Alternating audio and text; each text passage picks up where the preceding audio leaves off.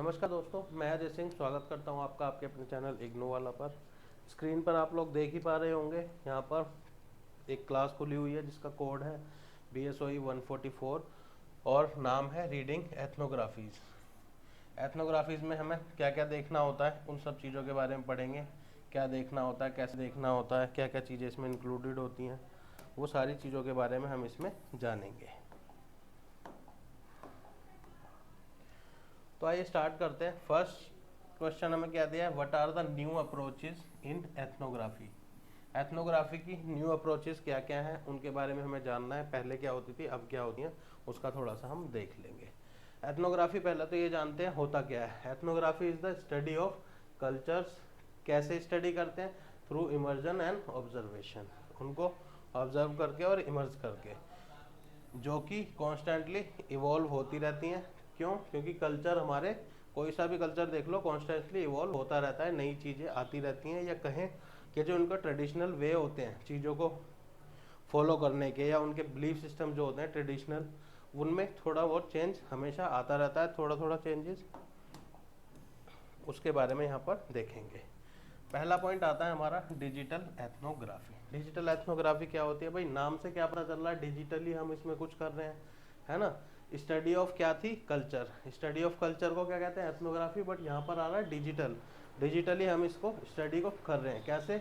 Internet and digital spaces को देखते हुए हम इस स्टडी को आगे कन्वे करते हैं। क्यों? क्योंकि ये ह्यूज पार्ट बन चुका है हमारी लाइफ का, इंटरनेट और डिजिटल स्पेस सारा।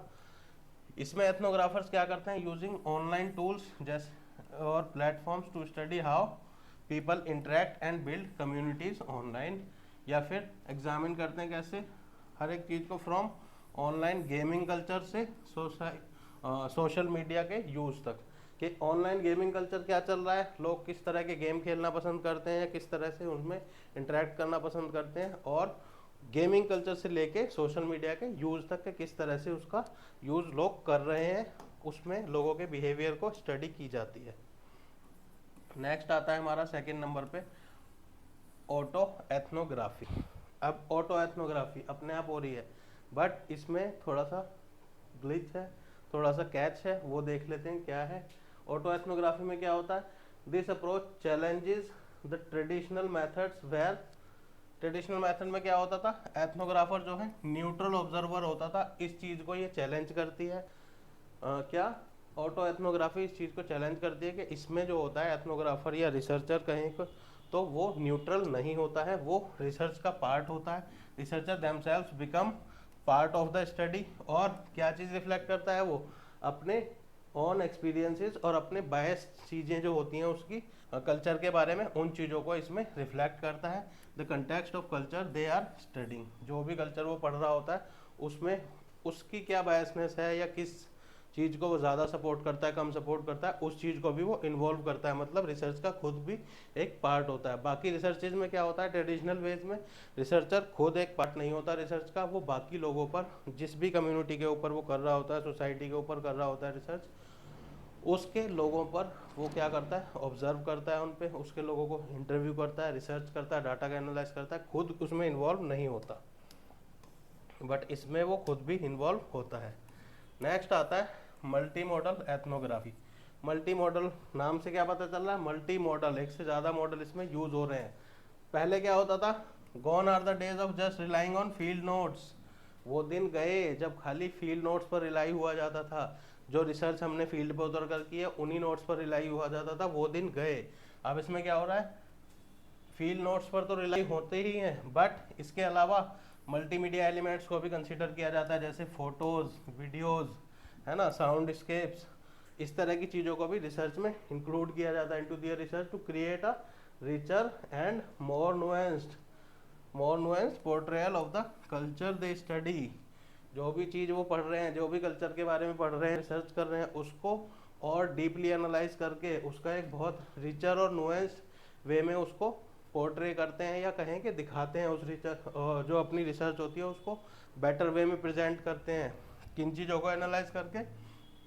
फील्ड नोट्स तो होते ही होते हैं, फोटोज़, वीडियोज़, उनके साउंड्स, जो भी रिलेटेड चीज़ें होती हैं, वो सारी चीज़ों को एनालाइज करके अच्छे वे में उसका रिजल्ट देते हैं। नेक्स्ट आता है discuss various issues and challenges in global ethnography. Global ethnography की जब बात आती है तो उसमें वेरियस इश्यूज एंड चैलेंजेस क्या क्या होते हैं उसके बारे में बताना है हमें। अब ग्लोबल एथनोग्राफी क्या होती है इसके बारे में यहाँ पर थोड़ा सा कुछ दिया गया है। एथनोग्राफी हम पढ़ ही चुके हैं, स्टडी ऑफ कल्चर होता है। एथनोग्राफी क्या होती है, स्टडी ऑफ कल्चर होता है। बट जब ग्लोबल की बात करते हैं तो study of culture across geographical and political borders offers rich tapestry of understanding human experience.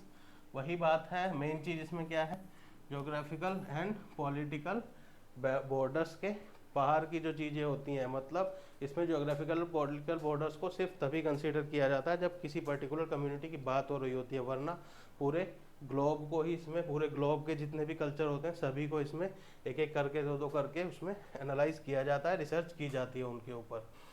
इससे क्या फ़ायदा होता है, however this pursuit comes with its own set of hurdles.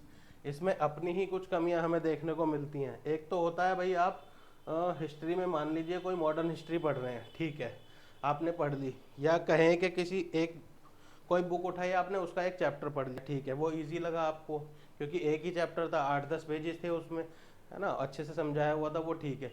अब कहा जाए कि आपको पूरी की पूरी बुक पढ़नी है, जब मटेरियल ज़्यादा हो जाएगा तो चीज़ें हार्ड हो जाएंगी। वैसे ही इसमें क्या बताया गया है, ये ग्लोबल लेवल पर इसमें कल्चर की स्टडीज़ होती है, तो उसमें क्या होता है, चीज़ें अपने आप में हार्ड होती हुई हमें दिखाई देती हैं। पहला आता है defining the global and the local. अब ग्लोबलाइजेशन से क्या हुआ है, हमने एक चीज़ बहुत ज़्यादा नोटिस की है, ग्लोबलाइजेशन जहाँ पर भी जो भी हम पढ़ते हैं उसमें एक चीज़ हमें देखने को मिलती है, क्लियर कट देखने को मिलती है। वो क्या है, चाहे वो डायरेक्ट हमें दिखाई दे, डायरेक्ट लिखा हुआ दिखाई दे, इनडायरेक्ट, और वो चीज़ है क्या, वो चीज़ ये है कि ग्लोबलाइजेशन ने अक्सर हर चीज़ की लाइंस जो हैं मिटा दी हैं, चाहे वो कल्चर हो, चाहे वो ट्रेडिशन हो, चाहे वो बिलीफ सिस्टम हो, हर चीज़ की लाइनें मिटा दी हैं, या ऑलमोस्ट कह लीजिए कि ब्लर कर दी हैं, बहुत ज़्यादा धुंधली कर दी हैं, चीज़ों में ज़्यादा फर्क नहीं रह गया है।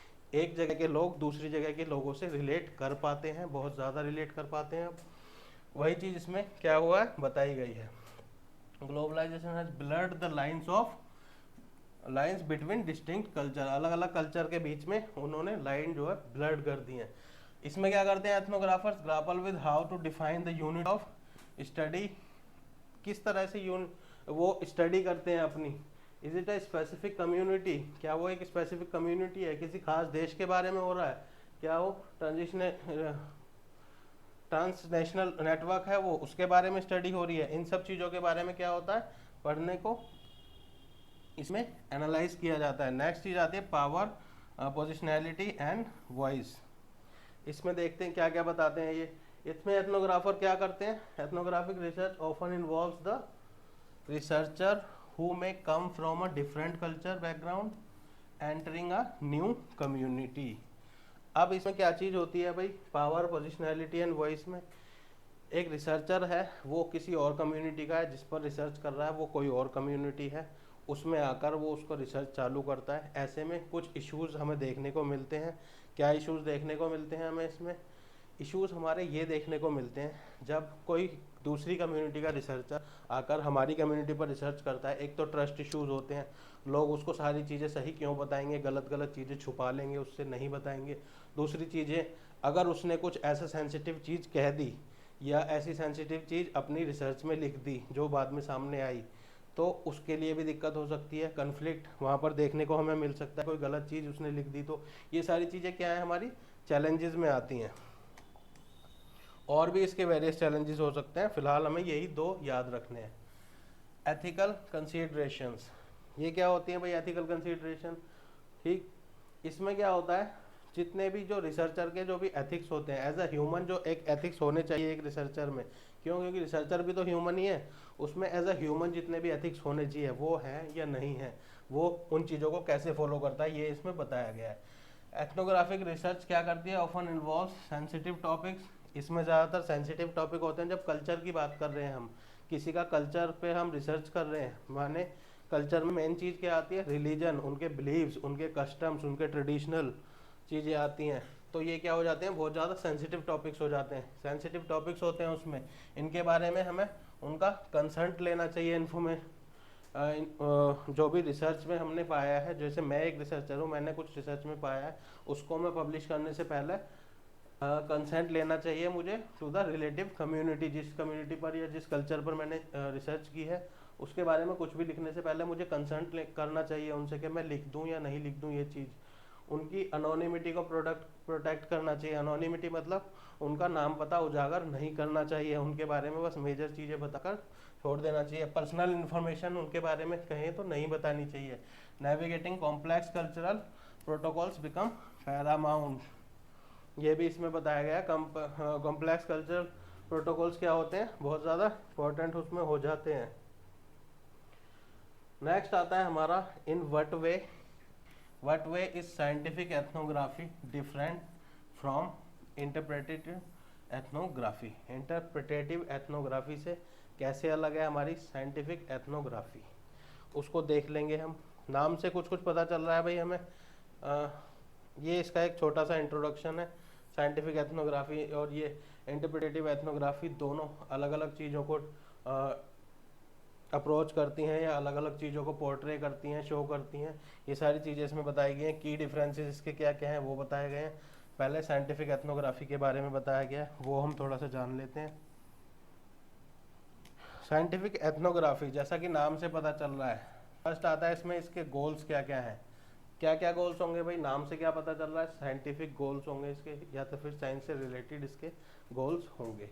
इसमें क्या करा जाता है, AIIMS for objectivity and generalisability. ठीक, हर चीज़ को जनरलाइज करने की कोशिश की जाती है, ऑब्जेक्ट्स पर बात करने की कोशिश की जाती है, हर चीज़ को ऑब्जेक्टिफाई करने की कोशिश की जाती है। Seek to discover universal pattern और principles of human behaviour across cultures. क्या देखने की कोशिश की जाती है, जो ह्यूमंस का बिहेवियर है और उनके पैटर्न्स क्या हैं, उनके प्रिंसिपल्स क्या हैं, यानी कि लॉज क्या हैं, कौन सी लॉ वो फॉलो करते हैं अक्रॉस द वेरियस कल्चर्स। अलग अलग कल्चर्स में ह्यूमन का बिहेवियर क्या होता है, उनके मेथड्स क्या क्या होते हैं, वो सारी चीज़ें पता करने की कोशिश की जाती है। अब आता है सेकंड नंबर पर मेथड। इसके मेथड क्या क्या होते हैं, नाम क्या है हमारा, साइंटिफिक एथनोग्राफी। साइंटिफिक क्या मेथड हो सकते हैं भाई, क्वांटिटेटिव डाटा कलेक्शन, ज़्यादा से ज़्यादा डाटा कलेक्ट किया जाए, किससे, थ्रू सर्वेज से, सर्वे किए जाए, ज़्यादा से ज़्यादा डाटा कलेक्ट किया जाए, क्योंकि science is all about experiment, doing experiment again and again. Science में बार बार एक्सपेरिमेंट्स पर जोर दिया जाता है, जिससे कि एक प्रॉपर रिजल्ट हमें पता चल सके, उसका प्रॉपर रीज़न हमें पता चल सके। वही चीज़ यहाँ पर बताई गई है। क्वांटिटेटिव डाटा कलेक्शन पर जोर दिया जाता है, थ्रू सर्वेज पर, बहुत सारे सर्वेज से डाटा कलेक्ट किया जाए। स्टैंडर्डाइज इंटरव्यूज़ को स्टैंडर्डाइज किया जाए, स्टैटिस्टिकल एनालिसिस किया जाए बहुत सारा। इन सब चीज़ों से क्या होता है, focuses on observable behaviors and seek to establish causal relationship। उनके बीच में किस तरह की कैजुअल रिलेशनशिप्स है और क्या क्या चीज़ें उसको अफेक्ट करती हैं, इन सब चीज़ों के बारे में पता चलता है। नेक्स्ट आता है हमारा थर्ड नंबर पर थ्योरेटिकल फ्रेमवर्क। ये क्या होता है, थ्योरेटिकल फ्रेमवर्क, इसमें जो रिसर्च का जो रिजल्ट आया वो लिखा जाता है, उसके बारे में बात होती है। ये क्या बताता है, often draws on positivist social science theories and that emphasizes objectivity and scientific rigour. वही चीज़ इसमें बताई गई है, साइंटिफिक चीज़ों पर जोर दिया जाता है, ऑब्जेक्टिविटी पर जोर दिया जाता है, जो मैंने आपको इसके इंट्रोडक्शन में या कहें कि गोल में बताई थी। नेक्स्ट आता है इंटरप्रिटेटिव एथनोग्राफी। ये क्या होता है, इसमें ज़्यादा से ज़्यादा चीज़ों को स्टडी किया जाता है, जो डाटा हमने कलेक्ट किया था साइंटिफिक एथनोग्राफी में, उसको ज़्यादा से ज़्यादा स्टडी किया जाता है, उसमें से ज़्यादा निचोड़ निकालने की कोशिश की जाती है, वो चीज़ इसमें बताई गई है। इसका गोल क्या होता है, नंबर 1 पे गोल है, क्या होता है गोल, एम्स फॉर डीप अंडरस्टैंडिंग पर जोर दिया जाता है, रिच डिस्क्रिप्शन पर जोर दिया जाता है। कब दिया जाएगा, जब ज़्यादा से ज़्यादा डाटा को एनालाइज किया जाएगा, या कहें कि ज़्यादा से ज़्यादा चीज़ों को एनालाइज किया जाएगा, रिसर्च में इंक्लूड किया जाएगा। From a specific culture, from the emic, जो कि इमिक पर्सपेक्टिव, जो कि क्या होता है, इनसाइडर्स व्यू, लोग जिस कल्चर के ऊपर रिसर्च कर रहे हैं उस कल्चर के लोग उसके बारे में क्या सोचते हैं, उसके बारे में पता किया जाता है, of the people being studied. Next आता है इसके मेथड्स क्या क्या होते हैं। कुछ मेथड सिमिलर मिलेंगे हमें दोनों में। ये किस चीज़ पर जोर देता है, क्वालिटेटिव डाटा कलेक्शन मतलब उसमें क्वांटिटेटिव डाटा कलेक्शन, ज़्यादा से ज़्यादा डाटा कलेक्ट किया जाए, इसमें क्वालिटी वाला डाटा कलेक्ट किया जाए। ठीक, बेशक से थोड़ा कम हो पर क्वालिटी वाला डाटा हो। कैसे? ऑब्जर्वेशन से, ऑब्जर्व की जाए चीज़ों को, इन डेप्थ इंटरव्यूज़ लिए जाएँ, लोगों के इंटरव्यू लिए जाएँ, बैठाकर तसल्ली से इंटरव्यू लिए जाएँ, और जो पहले का डाटा हमने कलेक्ट किया हुआ उसका एनालाइज किया जाए। Analysis of cultural text, symbols, जो कल्चरल टेक्स्ट हैं, सिंबल्स हैं, उनको एनालाइज किया जाए। ये किस चीज़ पर फोकस करते हैं? Focus is on meaning making and understanding the life experiences of people with in the culture. ये किस चीज़ पर फोकस करता है? लोगों का लाइफ एक्सपीरियंस क्या है, मीनिंग मेकिंग पर फोकस करता है, मीनिंग मेकिंग पर फोकस करता है। कैसे? उसका कुछ मीनिंग आना चाहिए हमारी रिसर्च का, हमें कुछ क्लियर कट पता चलना चाहिए उसे। नेक्स्ट आता है थ्योरेटिकल फ्रेमवर्क। थ्योरेटिकल फ्रेमवर्क में उन चीज़ों को कैसे लिखा जाता है जो हमने रिसर्च की है उसके बारे में बात होती है। Often drawers the interpretative social science theories that emphasizes the importance of understanding cultural meaning of, या कहें कि एंड सब्जेक्टिविटी। ये इन चीज़ों पर जोर देता है, सब्जेक्टिविटी और कल्चरल मीनिंग पर जोर देता है। नेक्स्ट आता है हमारा explain various phases of Indian ethnography. Indian ethnography के कौन कौन से फेजेस हैं, कैसे कैसे रहे हैं, उसके बारे में हमें बात करनी है। ये बहुत सारे फेजेस हैं, इसके 5-6 फेजेस हैं, मैंने इसमें 2 ही इंक्लूड किए हैं क्योंकि वो फिर आंसर बहुत ज़्यादा बड़ा हो जाता। आपको पूरे आंसर चाहिए तो इसका आप हमसे पेड नोट्स ले सकते हैं। अभी फ़िलहाल मैंने इसमें 2 ही इंक्लूड किए हैं, बट अगर आप ये 2 भी लिख कर आएंगे पेपर में इनफ हो जाएगा वो लिखने के लिए, क्योंकि 200 वर्ड में आंसर मांगा जाता है या 400 वर्ड में आंसर मांगा जाता है, तो इसमें इतने वर्ड्स आई थिंक हो जाने चाहिए। ये इसका इंट्रोडक्शन है छोटा सा, इंडियन एथनोग्राफी कैसे होती है, ब्रॉडली डिवाइडेड इनटू 3, और ये वो यहाँ पर मेनली 3 में लिखा हुआ है पर 4 से 5 तरह से ये डिवाइड हो सकती है। नेक्स्ट आता है द फॉर्मेटिव फेज। कब से कब तक था? 1774 से 1919 तक। आप अगर टाइमलाइन देख पा रहे हो, आपने हिस्ट्री पढ़ी है तो आपको पता होगा इस समय क्या था, कौन था। ब्रिटिश लोग यहाँ पर राज कर रहे थे, उनका बहुत ज़्यादा इन्फ्लुएंस था। हमारा फ्रीडम स्ट्रगल इतने अच्छे से स्टार्ट नहीं हुआ था, स्पेशली 1910 तक या कह लीजिए 11 तक इतने अच्छे से स्टार्ट नहीं हुआ था। ब्रिटिश लोग हमारी सुनते नहीं थे उस समय। फिर फोकस भी किस चीज़ पर होगा? जब ये सारी चीज़ें यहाँ पर थी तो किस चीज़ पर फोकस होगा? इन्फ्लुएंस्ड बाय कॉलोनियलिज्म पर फोकस होगा या इन्फ्लुएंस्ड होगा उसके थ्रू। Ethnographic studies primarily serve the interest of British. Ethnographic studies जो उस समय होती थी किसके इंटरेस्ट को सर्व करती थी? किसके इंटरेस्ट की बात किया करती थी? ब्रिटिश लोगों के इंटरेस्ट की बात किया करती थी, ब्रिटिश एडमिनिस्ट्रेशन के इंटरेस्ट की बात किया करती थी। डॉक्यूमेंटिंग कस्टम्स, कस्टम्स को डॉक्यूमेंट किया करती थी, उनके बारे में लिखा करती थी, ट्रेडिशंस के बारे में लिखा करती थी, सोशल स्ट्रक्चर के बारे में लिखा करती थी of various communities found in India.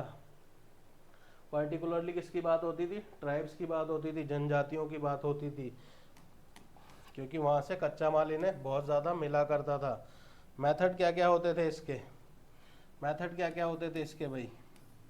Methods क्या क्या है? Relied heavily on administrative reports, जो इन्हीं के ऑफिसर्स लाकर रिपोर्ट्स दिया करते थे उस पर बहुत ज़्यादा रिलाई किया करते थे। ये कभी फील्ड पर जाना इतना पसंद नहीं किया करते थे। लैंड रेवेन्यू रिकॉर्ड्स पर फोकस किया करते थे। क्यों? क्योंकि फ़ायदा उसी से होता था, वहीं से तो इनका वो आता था रेवेन्यू सारा।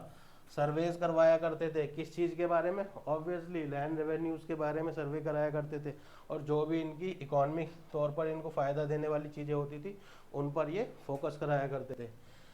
Early एथनोग्राफर्स like E.B. Tyler and Herbert Ridgely, ये अर्ली एथनोग्राफर्स थे, जैसे कि 2 नाम यहाँ पर दिए गए हैं, हर्बर्ट रिजली और E.B. टायलर। ये क्या करते थे? एम्प्लॉयड अ मोर क्लासिकल रिवोल्यूशनरी अप्रोच, किस चीज़ में? Searching for primitive survivals with in Indian society. यहाँ पर अभी हमने बात की ट्राइबल्स के ऊपर बात हो रही थी, फोकस के पर रहता था ट्राइबल्स पर ज़्यादातर। तो और ट्राइबल्स क्या होते हैं? बहुत ज़्यादा पिछड़ा जीवन जिया करते हैं, तो उस चीज़ पर ये सर्च किया करते थे कि इतना पिछड़ा जीवन ये कैसे जीते हैं, किन चीज़ों का ये यूज़ करते हैं, सारी चीज़ें उनके बारे में जानना चाहते थे ये लोग, ताकि ज़्यादा से ज़्यादा उनको एक्सप्लॉइट किया जा सके। नंबर 2 पर आता है हमारा द कंस्ट्रक्टिव फेज 1920 से 1949 तक। अब आप देखोगे तो यहाँ से हमारा फ्रीडम स्ट्रगल बहुत ज़्यादा पेस के साथ स्टार्ट हो जाता है। अंग्रेज़ों को कई बार हमारी बातें भी सुननी पड़ती हैं, कई बार अंग्रेज़ों को झुकना भी पड़ता है, अब जब इतना कुछ हो रहा है, अंग्रेज यहाँ पर हमारी बातें भी मान रहे हैं, कुछ कुछ बातों में हमसे झुक भी रहे हैं, हमसे हार भी रहे हैं, तो क्या होगा, यहाँ पर जो एथनोग्राफिक रिसर्च होंगी इंडिया पर बेस्ड होंगी, तो फोकस क्या होगा, फिर marked a shift towards a more academic and nationalistic approach, more towards academic and nationalistic approach पर यहाँ पर जोर दिया जाने लगा। नेशनलिस्टिक अप्रोच मतलब हमारे देश के फेवर में जो हो उस पर अप्रोच दिया जाने लगा, हमारी नेशनलिस्टिक अप्रोच उसमें दिखने लगी, देश की बात होने लगी, एकेडमिक्स के लिए ये रिसर्च होने लगी ताकि आगे लोग पढ़ पाएँ। Ethnographers like Verrier Elwin and S C. Roy, देखो एक अंग्रेज है, एक यहीं के हैं, हमारे बंगाल के लिए हैं, तो Verrier Elwin and S C. Roy ने क्या किया, began focusing on in depth studies of specific communities particularly tribes. इन्होंने भी किस पर फोकस किया, ट्राइब पर। किन चीज़ों पर जोर दिया इन्होंने, move towards understanding social structures, kinship systems, social structure पर फोकस किया इन्होंने, किनशिप सिस्टम्स पर फोकस किया, किनशिप मतलब किस तरह की उनकी पारिवारिक प्रणाली है, and cultural practices from insiders perspective, insiders perspective लिए उन्होंने कल्चरल प्रैक्टिसेस जो होती हैं उनके बारे में, मतलब किसी पर्टिकुलर ट्राइब के बारे में अगर बात हो रही है तो उस ट्राइब के लोगों से ही उनसे पूछा, आप ट्रेडिशनल को फॉलो करते हैं, इसके बारे में क्या सोचते हैं, कैसा आपको ये लगता है, उन सब चीज़ों के बारे में इसमें रिसर्च में रिपोर्ट दी गई। नेक्स्ट आता है हमारा मेथड्स, क्या क्या थे इनके, क्या क्या मेथड्स यूज किया करते थे। किस चीज़ पर फोकस बढ़ाया इन्होंने, on participant observation, participant observation पर, मतलब लोगों को लिया करते थे और उनको ऑब्जर्व किया करते थे। डिटेल्ड मोनोग्राफ्स, उनके जो भी सिंबल्स वगैरह हुआ करते थे, मोनोग्राफ्स हुआ करते थे, उनको स्टडी करना। And the establishment of academic institutions like the, और कुछ एकेडमिक इंस्टीट्यूशन भी उन्होंने एस्टैब्लिश किए, जैसे कि department of anthropology at Calcutta University 1920 में एस्टैब्लिश किया गया, और the Anthropological Survey of India 1945 में स्टार्ट किया गया। इन इंस्टीट्यूट्स ने, या कहें कि इन डिपार्टमेंट्स ने आगे क्या रोल प्ले किया, बहुत ज़्यादा इंपॉर्टेंट रोल प्ले किया। Explain the concept of social structure with example, social structure का एग्जाम्पल देने हैं हमें, कंसेप्ट बताना है, सॉरी सोशल स्ट्रक्चर का हमें कंसेप्ट बताना है विद एग्जाम्पल्स, क्या क्या होता है इसके बारे में बात करनी है। सोशल स्ट्रक्चर क्या होता है, इसकी इंट्रोडक्शन दी गई है, छोटा सा देख लेते हैं। Refers to pattern arrangement, pattern arrangement पर जोर देता है, किसके, social elements that create a framework for a society, society जिस तरह से वर्क करती है, जिस तरह से काम करती है, उन चीज़ों के बारे में इसमें बात होती है। It's like the invisible skeleton that shapes how a society functions, एक तरह का इनविजिबल स्केलेटन है जो बताता है सोसाइटी कैसे चलती है या कैसे काम करती है, इसके बारे में यहाँ पर बताया गया है। नेक्स्ट आता है components of social structure, social structure के कंपोनेंट्स क्या क्या होते हैं उसके बारे में यहाँ पर बताया गया है। पहला आता है सोशल इंस्टीट्यूशंस, सोशल इंस्टीट्यूशंस क्या करते हैं, बहुत इंपॉर्टेंट रोल प्ले करते हैं, कैसे, established and enduring organisations that fulfil essential societal functions like family, family के बारे में बताते हैं, जो कि क्या होती है फैमिली के बारे में उन्होंने क्या बताया, प्रोक्रिएशन एंड सोशलाइजेशन पर जोर देती है। एजुकेशन के बारे में बताते हैं, जो कि क्या होता है, नॉलेज ट्रांसमिशन होता है, मतलब एक जगह एक इंसान से दूसरे इंसान को नॉलेज का ट्रांसफ़र करना, या कहें कि ट्रांसमिशन करना। रिलीजन के बारे में बात होती है, बिलीफ सिस्टम जो होते हैं, या फिर कहें कि कस्टम्स या रिचुअल्स जो भी होते हैं उनके, उस पर बात होती है इसमें। एंड द इकोनॉमी, इकोनॉमी पर बात होती है, मतलब production and distribution of goods and services, goods and services का प्रोडक्शन कैसे होता है, डिस्ट्रीब्यूशन कैसे होता है, इस पर बात होती है। नेक्स्ट आता है हमारा सेकंड नंबर पर सोशल स्ट्रेटिफिकेशन, इसमें क्या क्या बात होती है, it refers to hierarchical ranking of social groups within a society, society में किस स्तर पर कौन से सोशल ग्रुप्स होते हैं, या कैसे कैसे इनको डिस्ट्रीब्यूट किया जाता है, कैसे कैसे इनकी रैंकिंग डिसाइड होती है, उसके बारे में बात होती है। जैसे कि एग्जांपल दिया हुआ है, इंक्लूड कास्ट सिस्टम कैसे होता है उसके बारे में बताया, सोशल क्लासेस कैसे होती हैं, जैसे कि upper classes and lower classes and middle classes, उसके बारे में बताया। रेशियल हायरार्कीज क्या होती है, रेशियल हायरार्कीज आपको अधिकतर विदेशों में देखने को मिलती थी पहले, अब तो बहुत ज़्यादा कम हो गई है, हालांकि कुछ अभी भी उसके लक्षण उसमें देखने को मिलते हैं, बट अब काफ़ी ज़्यादा कम है। तीसरा आता है सोशल रोल्स। सोसाइटी में किस तरह के रोल्स होते हैं उसके बारे में बात की गई है। These are the expected behaviours associated with a particular position within a social structure.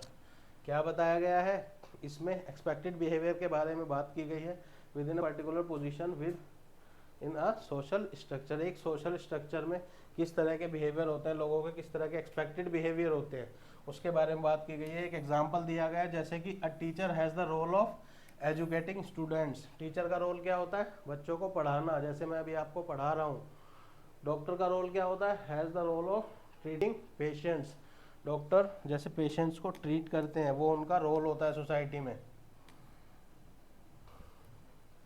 Next आता है write a note on Margaret Mead's contribution to social anthropology. Social anthropology में मार्गरेट मीड्स का क्या क्या कंट्रीब्यूशन थे उसके बारे में यहाँ पर बात करनी है। छोटा सा इंट्रोडक्शन दिया गया है। ये कौन थी? अमेरिकन एंथ्रोपोलॉजिस्ट थी जिन्होंने क्या किया? Who left N indelible mark on the field of social anthropology. इन्होंने बहुत डीप इम्पैक्ट छोड़ा सोशल एंथ्रोपोलॉजी के फील्ड में, और उनके कंट्रीब्यूशंस यहाँ पर दिखाए गए हैं, वो देख लेते हैं। पहला आता है focus on culture and personality. किस चीज़ पर फोकस किया उन्होंने?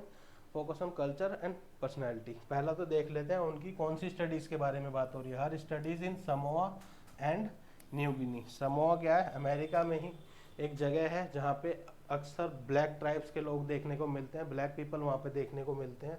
और न्यू गिनी एक आइलैंड है, उसके बारे में बात हो रही है। वहाँ पर इन्होंने स्टडी की थी। इन्होंने क्या बताया? She highlighted the profound impact of culture on shaping personality, temperament and gender roles. उन्होंने क्या बताया कि कल्चर का इम्पैक्ट पड़ता है इन चीज़ों पर। किन चीज़ों पर? पर्सनैलिटी पर कल्चर का इम्पैक्ट पड़ता है। टेम्परामेंट किस चीज़ का है? लोग गुस्से वाले हैं, शांत स्वभाव के, उस पर इम्पैक्ट पड़ता है कल्चर का। जेंडर रोल्स हमारे क्या क्या होंगे सोसाइटी में, उस पर कल्चर का इम्पैक्ट पड़ता है। ये उसने क्या है? वेस्टर्न फिलोसफी को वहाँ पर एक तरह से चैलेंज किया, जो कि क्या कहती थी? Mead challenge the prevailing notion of human nature as fixed and biological. जो क्या कहती थी? ह्यूमन नेचर फिक्स है और बायोलॉजिकल है, मतलब माता पिता से बच्चों में जाता है और उस तरह से ही फिक्स होता है। जैसे माता पिता होते हैं वैसे ही बच्चे भी होते हैं हमारे, जो कि अक्सर हमें देखने को नहीं मिलता। माता पिता बिल्कुल अपोजिट भी हो सकते हैं बच्चों से और सेम भी हो सकते हैं। वो कल्चर की बात होती है, आसपास के एनवायरनमेंट की बात होती है, किस एनवायरनमेंट में बच्चे को बड़ा किया गया है। Pioneering field work methods. उन्होंने क्या किया? फील्ड वर्क मेथड्स पर बहुत ज़्यादा जोर दिया या उन पर रिलाई किया। Mead was a trail blazer in ethnographic field work techniques. उन्होंने इस चीज़ पर बहुत ज़्यादा जोर दिया, इसमें काम किया। क्या क्या चीज़ें बताई? पार्टिसिपेंट ऑब्जर्वेशन के बारे में बताया, इन डेप्थ इंटरव्यूज़ के बारे में बताया, एंड साइकोलॉजिकल टेस्टिंग के बारे में बताया अपनी रिसर्च में। और इससे क्या बताया उन्होंने? ये किन चीज़ों पर इफेक्ट डालती हैं, या कहें कि इन्होंने और क्या क्या चीज़ें की और क्या क्या चीज़ें इसमें ऐड की। यूज़ ऑफ फोटोग्राफी को इन्होंने ऐड किया, film to document cultural practices को इन्होंने ऐड किया, मतलब फोटोग्राफ्स लिए कल्चर्स के बहुत सारे, उनके ऊपर छोटी छोटी शॉर्ट फिल्म्स बनाई या कहें कि वीडियोस बनाई। जैसे आजकल आप नहीं करते हर चीज़ में देखने के लिए, जो भी अच्छी चीज़ दिखती कैमरा खोल के खड़े हो जाते हैं लोग, उसी तरह से इन्होंने क्या किया? चीज़ों को एक वीडियो में शूट किया, जिससे कि क्या हो सके? मोर होलिस्टिक अंडरस्टैंडिंग ऑफ कल्चर, ज़्यादा से ज़्यादा चीज़ों के बारे में पता चल सके, डीप नॉलेज हमें मिल सके चीज़ों के बारे में। नेक्स्ट आता है challenging gender stereotypes. Gender stereotypes को इन्होंने चैलेंज किया, जो मैं आपको पहले भी बताया था, शायद मैंने नहीं बताया तो अब बता देता हूँ। इनकी किस रिसर्च में इन्होंने ये फाउंड किया? स्पेशली न्यू गिनी पर जो इन्होंने रिसर्च की थी, उसमें इन्होंने क्या फाइंड किया? Mead's research on gender roles in different cultures, मतलब डिफरेंट कल्चर्स में जेंडर रोल अलग अलग हैं। Particularly her work in New Guinea. Particularly कहाँ पर इन्होंने ये चीज़ पता चली? न्यू गिनी में पता चली। इसने लिमिटेशंस को, कौन सी लिमिटेशंस? वेस्टर्न जेंडर नॉर्म्स जो थे उन्होंने बनाए हुए थे पर्टिकुलर जेंडर के लिए नॉर्म्स बनाए हुए थे। इस जेंडर के ये नॉर्म्स हैं, नॉर्म्स मतलब रूल्स एंड रेगुलेशन से आप मान सकते हैं। इस जेंडर के ये नॉर्म्स हैं, इस जेंडर के ये नॉर्म्स हैं। ये जो बनाए हुए थे उसको उन्होंने चैलेंज किया, बहुत ज़्यादा ब्रूटल तरीके से उन्होंने चैलेंज किया, या कहें कि धराशायी कर दिया। She demonstrated that masculinity and femininity were not universal concept but rather social construct shaped by cultural expectations. उन्होंने क्या बताया, मस्कुलिनिटी और फेमिनिटी ये कोई यूनिवर्सल कंसेप्ट नहीं है, पैदा होने के साथ ही नहीं आते हैं। कोई मस्कुलाइन नेचर के भी हो सकती हैं हमारी फीमेल्स, कुछ जेंट्स भी हमारे क्या हो सकते हैं, फेमिनाइन नेचर के भी हो सकते हैं हमारे, सॉफ्ट जिसको माना जाता है, फेमिनाइन को क्या माना जाता है, थोड़े सॉफ्ट माना जाता है, बिहेवियरल या कहें कि शारीरिक तौर पर भी थोड़ा सॉफ्ट होते हैं, ताकतवर ज़्यादा नहीं होते हैं, कमज़ोर टाइप के लोग होते हैं, वो माना जाता है। तो उसमें क्या बताया इन्होंने, औरतें भी स्ट्रांग हो सकती हैं और आदमी भी कमज़ोर हो सकते हैं। ये कोई यूनिवर्सल कंसेप्ट नहीं है कि जो औरत पैदा हुई है वो कमज़ोर ही होगी या आदमी पैदा हुआ तो ताकतवर ही होगा। और इन्होंने क्या बताया, ये सोशल कंस्ट्रक्ट होता है, ना कि हमारा यूनिवर्सल कंस्ट्रक्ट होता है। सोशल कंस्ट्रक्ट होता है जो कि कल्चरल एक्सपेक्टेशन से बनता है, जैसा उसे स्टार्टिंग से बनाया जाता है वैसा ही वो आगे जाकर बनता है। इस चीज़ से क्या उन्होंने चैलेंज किया, सोसाइटल अजम्पशंस को चैलेंज किया एंड कंट्रीब्यूट किया किस चीज़ में, ऑफ द फेमिनिस्ट मूवमेंट में। फेमिनिस्ट मूवमेंट में उन्होंने इस चीज़ से अपना कंट्रीब्यूशन दिया और बताया कि जो महिलाएं होती हैं पैदाइशी कमज़ोर नहीं होती हैं, पुरुष जो हैं पैदाइशी मजबूत नहीं होते हैं। जैसा जिस बच्चे को या जैसा जिस व्यक्ति को पैदाइशी एनवायरनमेंट मिलेगा, बचपन से जो जिसको एनवायरनमेंट मिलेगा वो उसी तरह का व्यक्ति बनकर निखरेगा, ये उन्होंने बताया और फेमिनिस्ट मूवमेंट में अपनी कंट्रीब्यूशन दिया। तो आज की क्लास हमारी यहीं तक। आई होप आप सबको समझ आया होगा। इस क्लास को लाइक कीजिए, शेयर कीजिए अपने फ्रेंड्स के साथ जिनका भी ये कोड है, और हमारे चैनल को सब्सक्राइब कीजिए, ज़्यादा से ज़्यादा संख्या में सब्सक्राइब कीजिए। और ये आपका कोड है, जिस भी आपके फ्रेंड के पास ये कोड है उसको ज़्यादा से ज़्यादा शेयर कीजिए और बोलिए क्लास को 2-2 3-3 बार देखने को। धन्यवाद, थैंक यू।